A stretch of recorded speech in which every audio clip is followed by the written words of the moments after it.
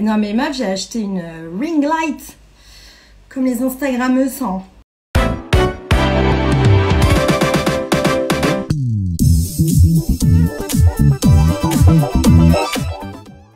Bienvenue dans ce Sexy Débrief numéro 5. Ce soir, je suis toute seule pour vous parler, comme vous l'avez plébiscité, de l'histoire de la mode unisexe. Voilà, vaste programme. Avec force documents, beaucoup d'images, beaucoup de punchlines, je l'espère, qui sauront vous plaire. Alors, ça ne vous a pas échappé lors de la dernière Fashion Week. De plus en plus de créateurs, mais aussi de marques, ont présenté quelques vêtements ou des collections entières complètement unisexes. On peut aussi parler de tendances gender fluide, genderless, no gender, gender neutral ou en bon français non genré ou non binaire. Elle s'oppose donc, cette tendance, à une mode genrée. Mais la mode genrée, mais qu'est-ce que c'est? Eh bien, c'est ta mode à toi, spectateur qui me regarde ce soir. À savoir la mode portée par l'écrasante majorité d'entre nous et qui correspond à des codes culturels occidentaux.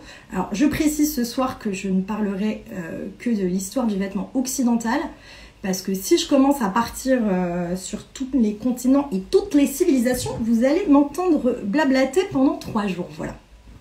Donc la mode genrée, qu'est-ce que c'est?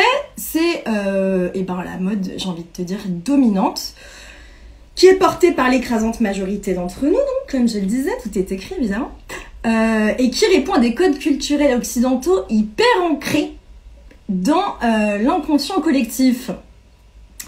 Surtout chez les hommes, puisqu'en fait, les hommes ont un vestiaire bien plus réduit que celui dont disposent les femmes. Il y a donc, dans le vestiaire genré, des formes ou des coupes, on peut parler de coupes, des couleurs et des ornementations bien spécifiques, que tu sois un homme ou une femme. Typiquement, tout simplement, une femme, elle sera en robe rose à fleurs, et un homme, il sera en pantalon, marron caca, sans imprimer. Voilà. C'est tout. Ça, c'est le b.a.-ba de la mode genrée en 3 secondes. Alors, qu'est-ce que la mode non genrée? La mode qui nous occupe ce soir.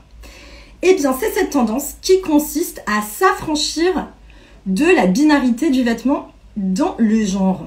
En gros, on passe de la fille au garçon, ou du garçon à la fille, voilà.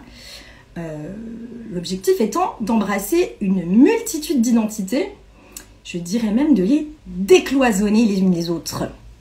Et je vais citer la journaliste Alice Pfeiffer, dont je vous recommande le travail, qui est toujours très intéressant sur les questions de genre, qui avait déclaré, parce qu'en fait, c'est une punchline super que je voulais voler, mais je suis trop honnête, donc je la cite, voilà. Elle a déclaré « Aujourd'hui, le no gender n'est pas une revendication. C'est juste l'affirmation d'une génération, celle des millennials, qui a grandi avec Internet et le mariage gay, et pour qui le X ou le Y n'est pas un curseur. Voilà. Contrairement à toi, énorme beauf hétéronormé cisgenre. Ceci est une blague, évidemment. Je n'insultais personne.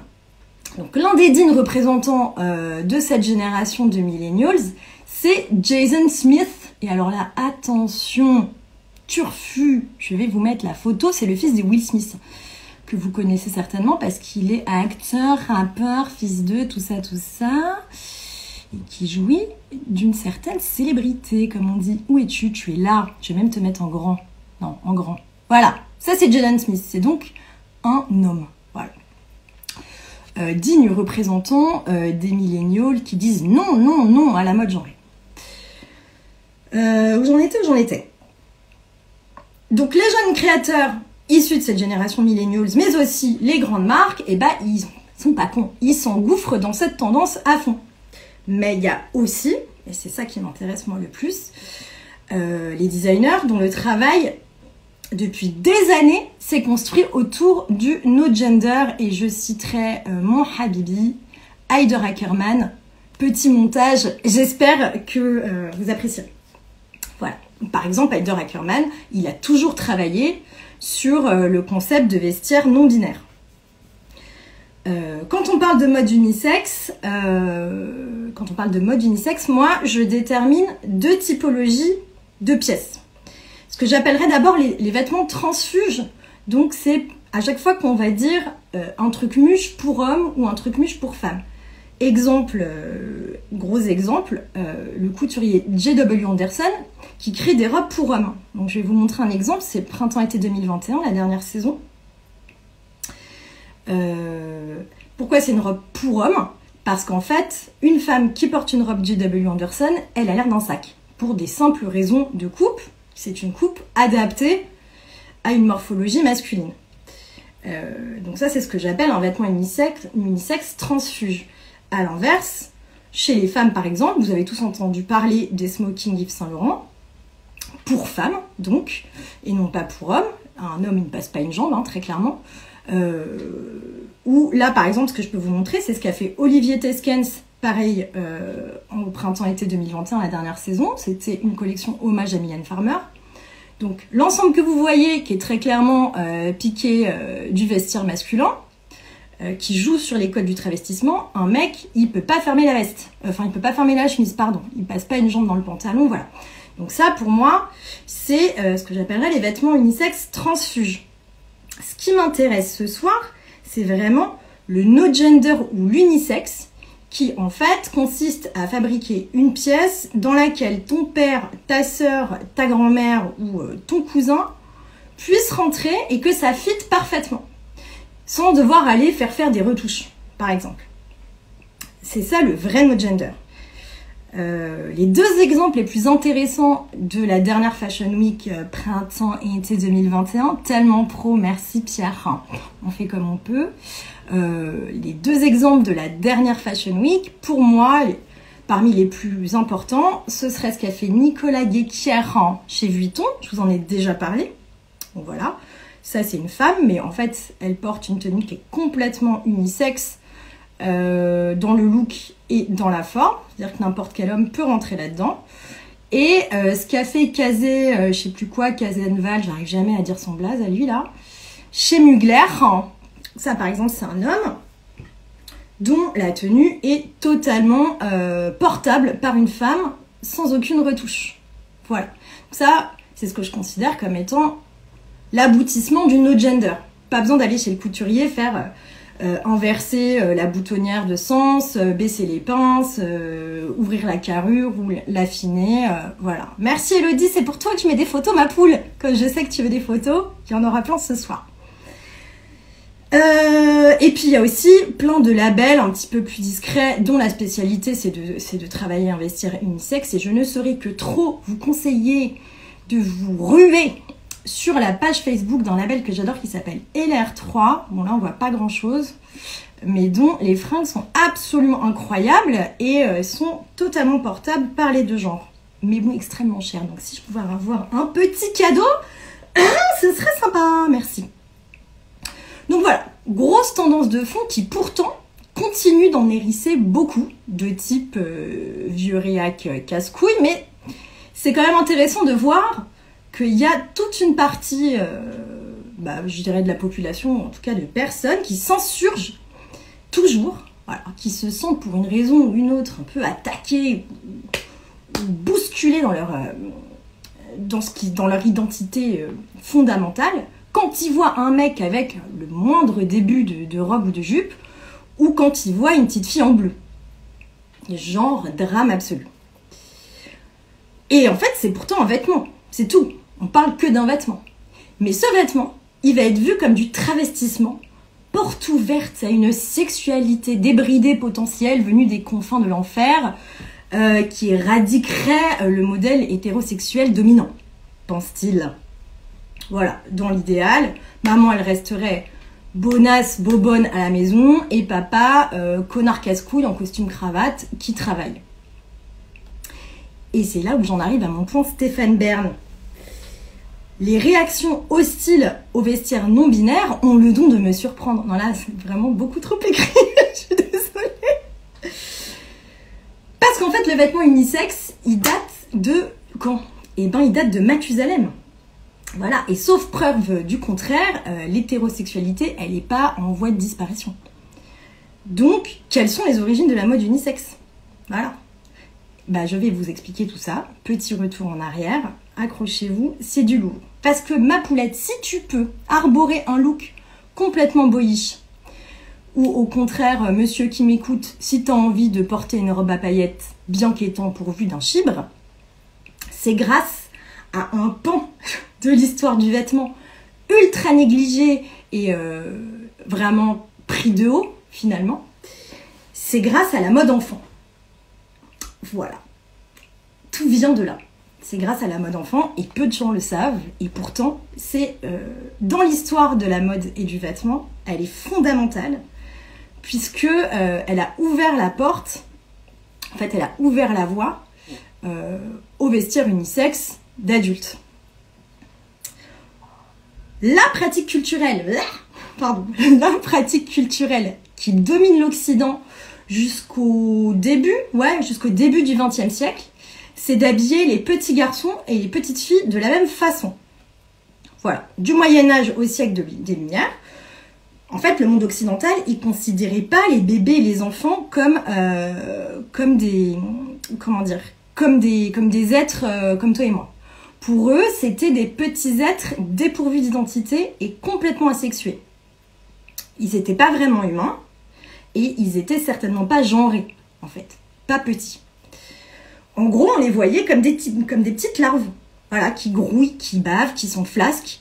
Et tout l'enjeu, c'était de modeler leur corps pour qu'ils soient les dignes représentants de leur genre et de leur classe sociale.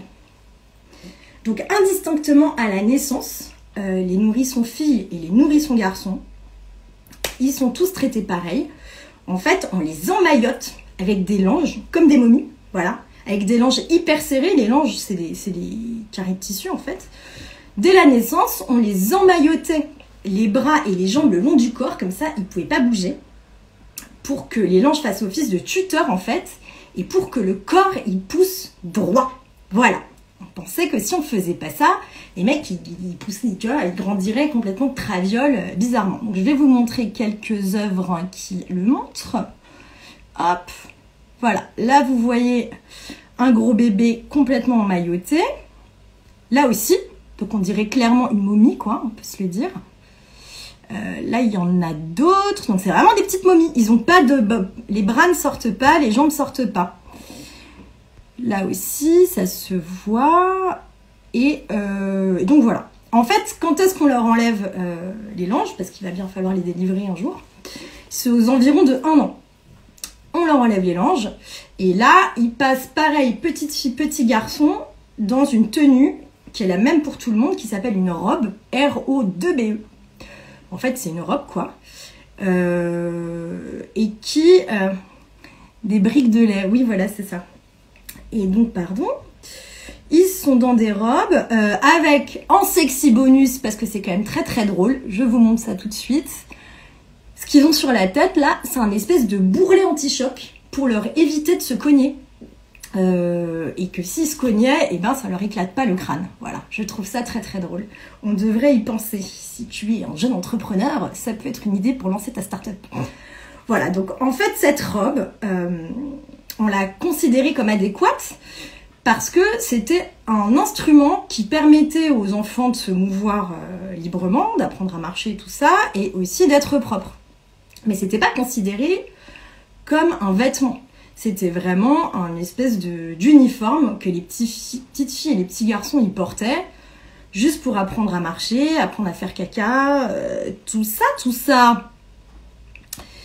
Elle est composée de 2 pièces, cette robe, ce qui se voit pas là, mais je pense que j'ai une image un peu plus claire quelque part, mais que j'ai paumé évidemment, sinon c'est pas drôle. J'avais pas une image un peu plus claire, non? Pourquoi? Putain, j'avais une super image. Bon, tant pis, vous chercherez. Bref. La robe, elle se compose de quoi? La robe pour petites filles et petits garçons de l'Ancien Régime, elle est pas très cool, je vous cache pas. C'est une grande jupe large, mais ce qui est pas cool, c'est que le haut, c'est un corsage avec des baleines. Donc pour les hommes qui nous regardent, les baleines, qu'est-ce que c'est? C'est ce qu'on a dans les soutiens-gorge des dames et dans ce qui était dans les corsets.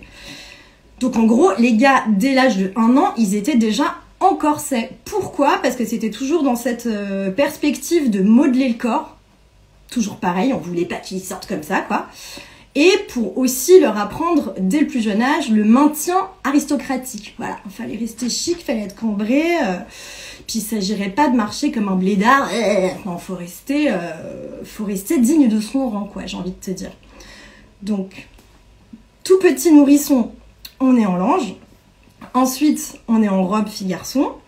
Et c'est à partir du XVIIe siècle que les petits garçons, ils vont quitter la robe que portent également les filles pour une robe de transition qu'on appelait la jaquette.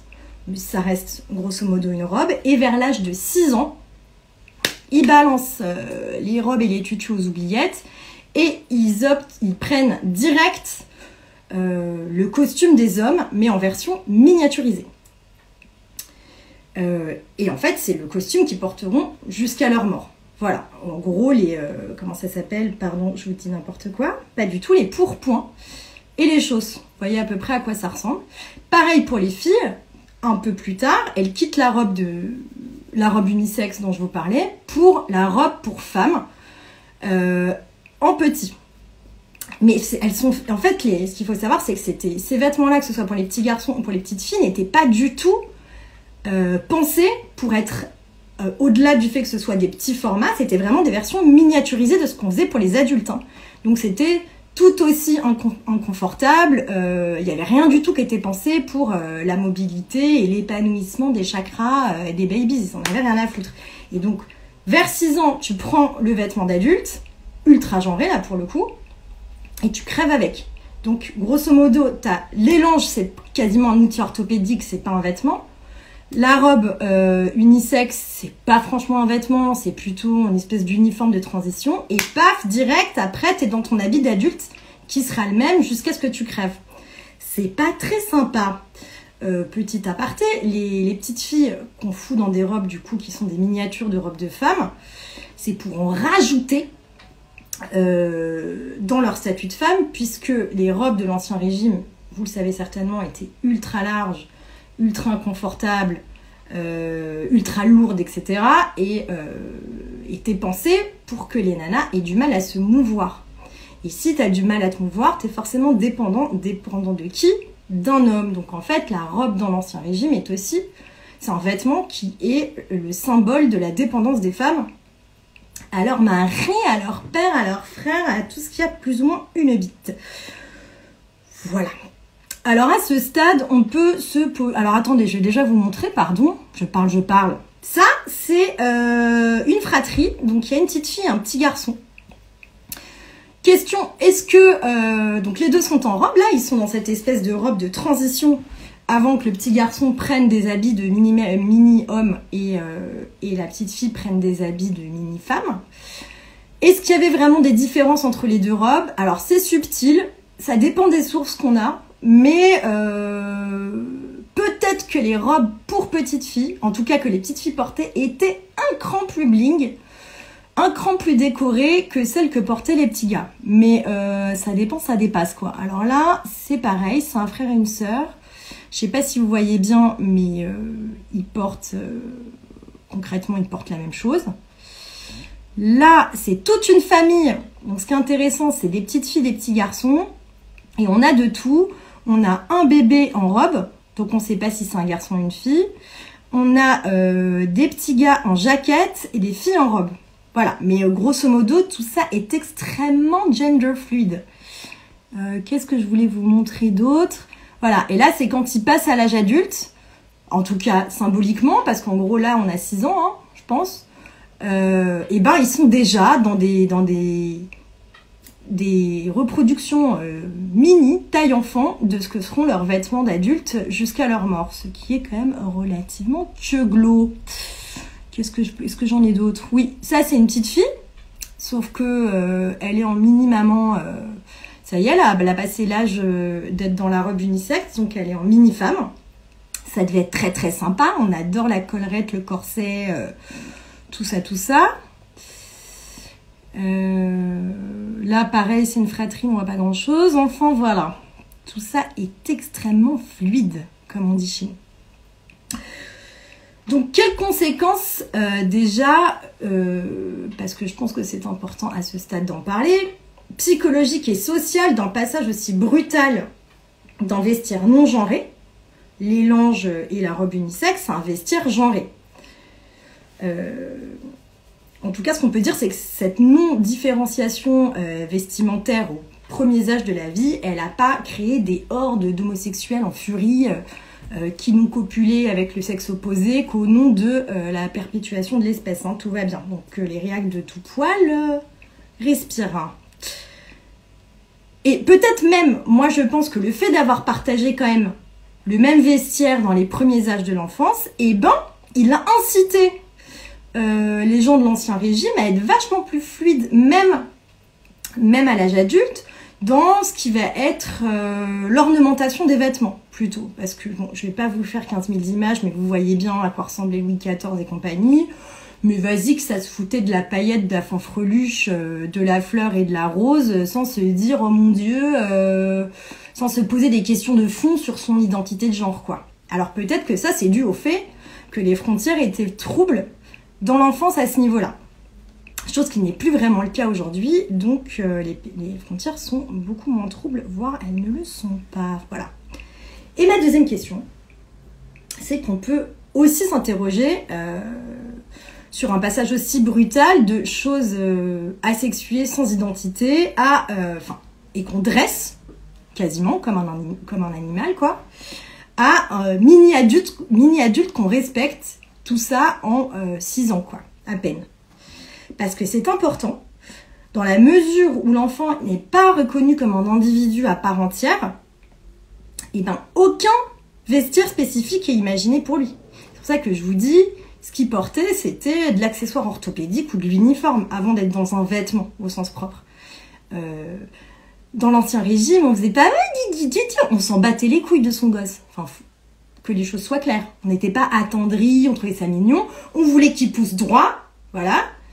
Qu'il ait un maintien aristocratique quand on était de la haute, qu'il soit un digne représentant de sa classe sociale, de son genre, et qu'il apprenne un maximum de notions quand il était un petit garçon, quoi. C'est tout. Mais on n'avait pas de tendresse pour lui. Donc en fait, on projetait pas l'idée que c'était quand même, qu'ils avaient une conscience, des idées, et qu'il fallait éventuellement leur créer un dressing, un vestiaire spécial.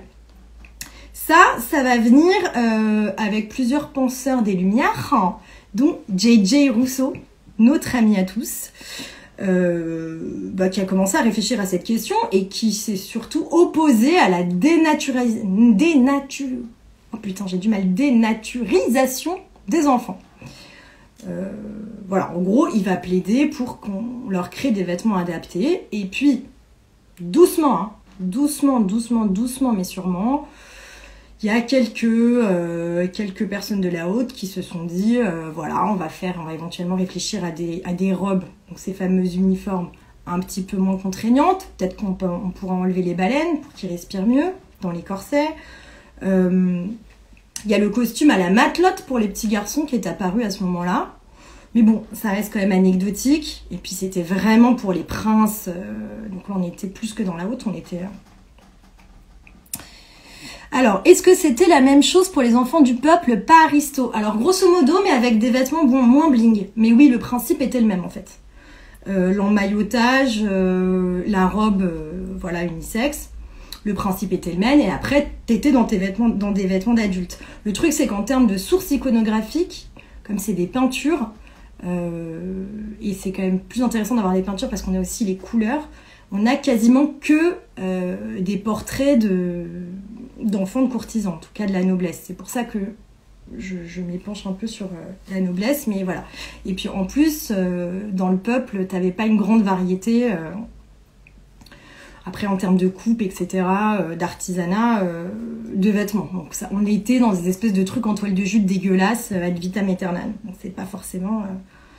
Voilà, mais en tout cas, oui, c'était la même chose chez les pauvres. C'était le même système. Donc bref, voilà, grâce aux philosophes des Lumières, il y a un petit mouvement, lame de fond, qui commence à émerger, éventuellement penser à ce que les enfants puissent quand même vaguement respirer dans leurs fringues, Première chose, et puis peut-être leur faire des petits kiffs avec justement cette tenue à la matelote qu'on mettait au Petit Prince parce que ça faisait rigoler la galerie, etc. Mais on était presque dans le déguisement, on n'était pas vraiment dans du vêtement encore. En fait, il faut attendre le 19e siècle et la révolution industrielle pour voir vraiment naître une mode enfant en tant que telle. Pourquoi ? Parce que les bourgeois, ça y est, ils commencent à être croque-love de leurs gosses. Chose qui n'avait jamais été le cas, en tout cas en Occident, avant. Et c'est ce truc de je vais pas y arriver de ce mot. Ce truc de considérer que ces gamins comme des larves qui grouillent, en gros c'est fini. On les considère comme des êtres humains en devenir et des intelligences en marche. Donc, faut les chouchouter, quoi. Il faut les chouchouter, notamment avec des vêtements adaptés. Alors, les ultra riches, un peu tradis, continueront de faire porter la robe aux petits garçons. Et là, je ne résiste pas à vous montrer des petites photos parce que c'est vraiment trop mignon. Tout ça, c'est des petits gars. Petit gars numéro 1. Petit gars numéro 2. Alors lui, je pense que c'est Abraham Lincoln, si je ne me trompe pas, de mémoire. Voilà, ça c'est Louis-Napoléon Bonaparte, si je dis pas de conneries. Lui, je sais pas qui c'est, mais là on est... Alors, en même temps, dans l'Antiquité grecque et romaine, c'était encore plus gender fluide, vu que les silhouettes étaient faites de tuniques amples et de drapés. Qu'en pensez-vous ? Younes, premier sur la question. J'en pense que absolument, mais là on va rentrer dans la différence entre les vêtements drapés et les vêtements cousus. Les vêtements drapés qui étaient signe de la grandeur de Rome et les vêtements cousus qui étaient relégués aux barbares. Et puis ensuite tout ce truc du vêtement à jambes séparées et du vêtement à jambes non séparées. Mais pour ça, je pense que ce qui serait super intéressant, c'est que je vous refasse un sujet sur l'histoire de la robe, et notamment dans le vestiaire homme, parce que c'est passionnant. Et pour le coup, en l'occurrence, c'est transverse avec des civilisations asiatiques, africaines, etc. Donc c'est un peu plus dense, mais t'as raison. Moi, j'ai commencé Younes au Moyen-Âge, parce que sinon, on en avait pour 3 heures. Mais c'est et puis il y a aussi la robe pour homme qui est spécifique à certains métiers. Donc ça c'est encore autre chose. Mais en fait elles sont pas vues comme étant des robes, tu vois. On voit la symbolique du métier, mais le vêtement n'est pas considéré comme étant une robe alors que c'est une robe.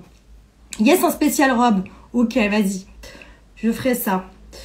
Où j'en étais, oui, donc voilà, lui je sais pas qui c'est, lui c'est Louis-Napoléon Bonaparte, donc pardon, tout ça on est à la révolution industrielle chez les grands aristos, toujours un peu tra-tra sur les bords, mais c'est à ce moment-là aussi le boom du costume marin chez les petits gars. Alors qu'est-ce qu'ils ont avec les matelots, les marins, les machins, j'ai toujours pas compris, mais je dirais que c'est le premier vêtement pour enfants qui a été conçu pour les enfants. C'est le costume marin des petits garçons qui portaient, et là j'en ai plein et c'est quand même trop mignon, voilà, qui portaient un veux-tu, en voilà. Et moi, si j'ai bien compris, l'aube dans le clergé en l'occurrence, tout à fait ma poulette. Mais dans tout ce qui va être vêtements religieux, il y a plein d'autres choses hyper intéressantes. Mais tu as raison. Bref, pardon, je m'égare, je vais rester là-dessus. Donc ça, c'est les petits costumes de marin, trop cute. Pour une raison obscure, il paraît que ça faisait vachement marrer les adultes d'habiller les petits garçons en marin. Donc c'est devenu à la mode et c'est un peu le premier vraiment vêtement. On date en fait l'avènement du vêtement pour enfants à cette époque-là, quand le costume de marin de petit garçon est apparu. Les filles, c'est arrivé plus tard. Mais en gros, ça a commencé avec ça, donc à la révolution industrielle, et aussi au développement des sous-vêtements pour enfants en maille, puisqu'ils n'en avaient pas qui étaient spécifiquement conçus pour eux. Et puis voilà. Et c'était et alors pardon, je rattache, les sous-vêtements pour enfants des filles, c'était les sous-vêtements pour enfants en maille, c'était les prémices de la mode fille après. Voilà, elle est arrivée plus tard. La robe, elle reste à l'école pour les petites filles et les petits garçons. Donc elle fait là encore office d'uniforme. On retrouvera aussi beaucoup la jupe écossaise, par exemple. Mais grosso modo, tout ça est gentiment en train de disparaître. Je pense que vous avez tous des photos ou de grands-parents ou d'arrière-grands-parents quand ils étaient enfants qui étaient en robe. Si vous êtes des babtous, hein, j'entends évidemment, qui étaient en robe au début du XXe siècle, quand ils étaient enfants. Voilà, je vous parle d'hommes en l'occurrence, de petits garçons. Donc la robe reste à l'école, la jupe écossaise aussi, mais elle est en train de disparaître. Bref, c'est à ce moment-là que le vestiaire non binaire pour enfants se met à disparaître gentiment avec l'avènement de la révolution industrielle. Autant vous dire que chez les adultes aussi, sauf quelques roues libres d'anthologie, on était habillé en sexy potiche ou en loup de Wall Street. Hein. Il n'y avait pas de gender fluidness au XXe siècle. Ça n'existait quasiment plus. Le premier look unisexe qui réapparaît pour adultes, en fait, dans les années 50, c'est l'ensemble jean plus t-shirt. Ce que vous pouvez voir porté par Marlon Brando, en fait, au départ, et puis, par exemple, par Marilyn. Enfin, c'est vraiment ce look-là qui a marqué la naissance de l'unisexe pour les adultes. Mais en fait, ce qu'il faut savoir, c'est que ce look-là qui est fondateur, le t-shirt et le jean, il n'aurait jamais pu naître s'il n'y avait pas des siècles de mode enfant non binaire qui l'avaient précédé. C'est pour ça que je vous dis l'histoire de la mode enfant pour comprendre la mode adulte, elle est fondamentale. Et puis il y a eu des couturiers majeurs dans l'histoire de la mode au XXe siècle qui se sont engouffrés dans la brèche du non-binaire et qui ont déjà à l'époque voulu le travailler pour les adultes. On avait dans les années 60 les dandys. Jacques Esterel, Courrèges, Cardan, tout ça et compagnie, autrement donc appelés les dandys, qui ont proposé des collections gender fluid. Donc ça, c'est Jacques Esterel dans les années 60 qui avait créé un costume veste-jupe pour hommes. Et cette photo a fait scandale d'ailleurs à l'époque. Voilà. Dans les années 70, on a le styliste américain Rudy Geinrach, qui est assez incroyable, qui a développé, je vais vous montrer ça, des collections unisexes hyper cheloues. Marine Serre n'a qu'à bien se tenir, hein, très clairement, parce qu'il gommait même tout ce qui était différence de cheveux. Enfin, les mannequins n'avaient plus de sourcils, n'avaient plus de cils, ils étaient entièrement rasés. Et il n'y avait plus rien qui les différenciait les uns des autres. Donc je trouve que c'est hyper intéressant. Regardez Rudy Geinrach si vous ne le connaissez pas. Grand styliste de la mode genderless. Pardon, c'est pas ça. Voilà. Et puis dans les années 80, il y a évidemment Yohji Yamamoto que vous connaissez et Amore Mio, Jean-Paul Gaultier et sa fameuse jupe pour homme. Donc là, je pense que c'est la première photo de la jupe pour homme Jean-Paul Gaultier. Ça doit dater de 81 ou de 82. Voilà. Et donc en fait, c'est ce que je vous disais tout à l'heure, toutes ces créations, elles n'auraient pas été possibles sans des siècles de mode enfant unisexe en fait. Voilà. Bon, j'ai fini mon sujet les amours. Désolée, j'espère que je me suis pas trop mêlé les pinceaux. Si vous avez des questions, c'est le moment. Est-ce que c'est aussi lié au développement de l'industrie textile et de la production de masse? Bah exactement. C'est pour ça qu'il y a vraiment eu ce schisme mode petit garçon et mode petite fille au 19e siècle. C'est à ce moment-là que ça a apparu. Après, par exemple, là, quand on était en plein, à fond les ballons dans le capitalisme de masse dans les années 50, c'est par exemple à ce moment-là qu'on a décrété, tout comme on a inventé le Père Noël, on a décidé que le rose symboliserait les petites filles. C'était pour des questions marketing. Donc en fait, très bizarrement, après des siècles de mode enfant non binaire, on est devenu hyper binaire, quoi. Très bizarre, avec le fait de pouvoir produire en masse. Très bonne question, donc, de Margot. Je regarde un petit peu... ce qui se dit, à part des MDR.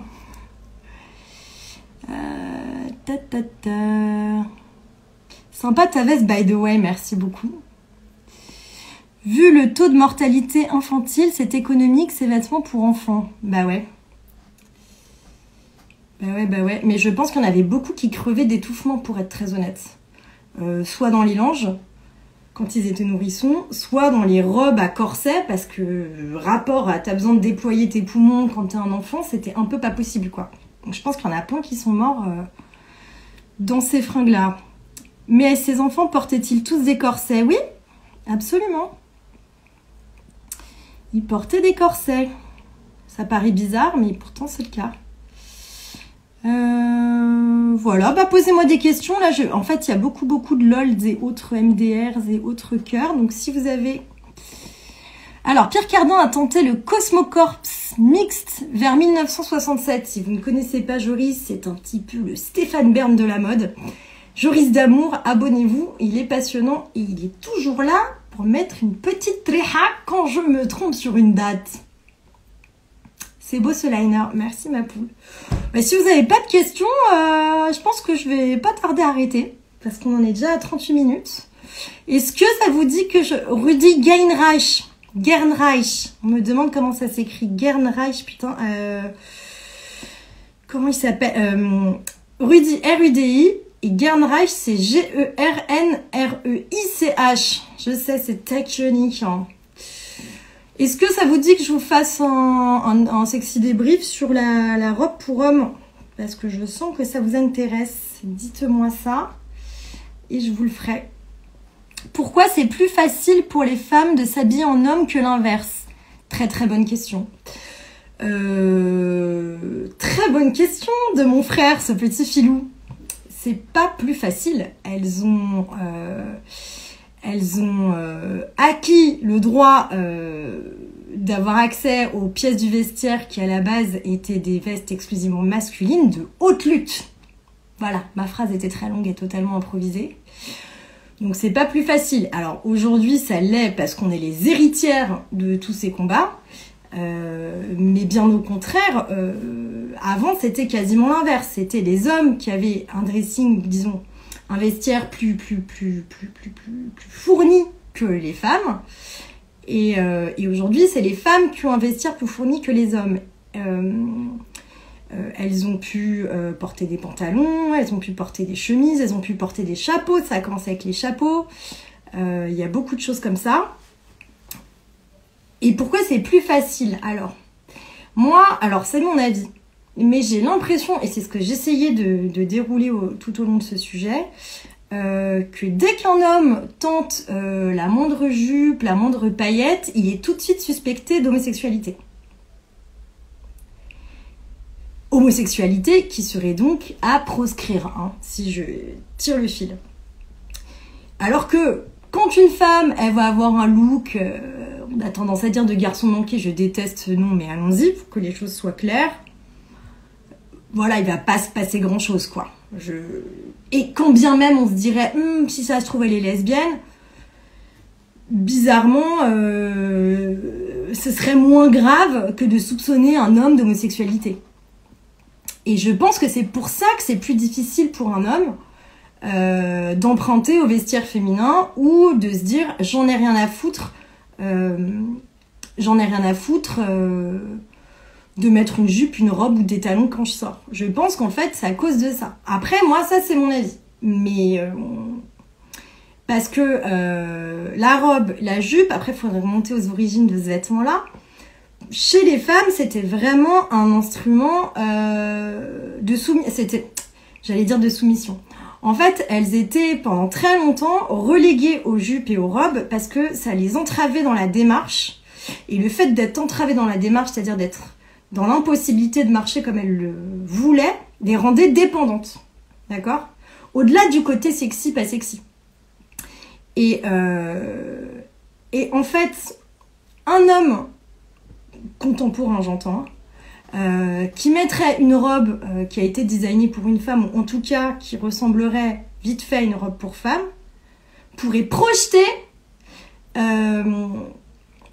ce sentiment de soumission sexuelle que en fait, véhicule la robe, a véhiculé pendant des siècles, en fait, la robe sexuelle et financière, hein, par ailleurs, hein, pas que sexuelle, hein, qui a véhiculé la robe dans le vestiaire femme. Aujourd'hui, heureusement, c'est une pièce qui n'a plus cette symbolique chez les femmes. On se dit pas, la meuf est en robe, ça veut dire que elle dépend entièrement de son mari financièrement. Pas du tout. Ou ça veut dire qu'elle peut pas travailler. On porte plus, en 2020, les robes qu'on portait complètement entravées dans les années 50, où on marchait comme des jambons parce qu'on avait les jambes complètement collées. On porte plus les robes à baleine qui pesaient des kilos et des kilos qu'on portait dans l'ancien régime. On pouvait pas s'asseoir, on pouvait pas passer une porte, on pouvait pas pisser. Enfin, je veux dire... Donc en fait, les robes qu'on porte actuellement ne nous entravent plus dans nos mouvements. Mais je dirais que c'est récent, parce que dans l'histoire du vêtement, en tout cas occidentale, pendant l'écrasante majorité des siècles, les robes, elles étaient vraiment symboles d'assujettissement de la femme à l'homme.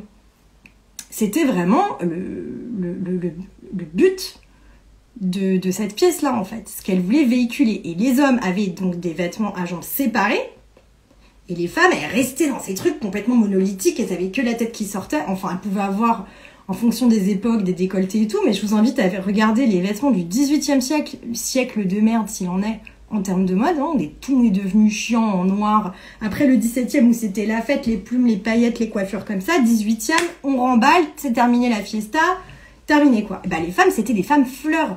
En fait, elles avaient carrément des robes qui montaient jusque là, tu voyais que la tête, et on aurait dit des espèces de vases quoi, avec la tête qui sort. Voilà, c'est tout. Alors que les hommes, ils étaient dans l'ancêtre du costume business, c'était... des fracs et compagnie, bref, c'est une autre histoire.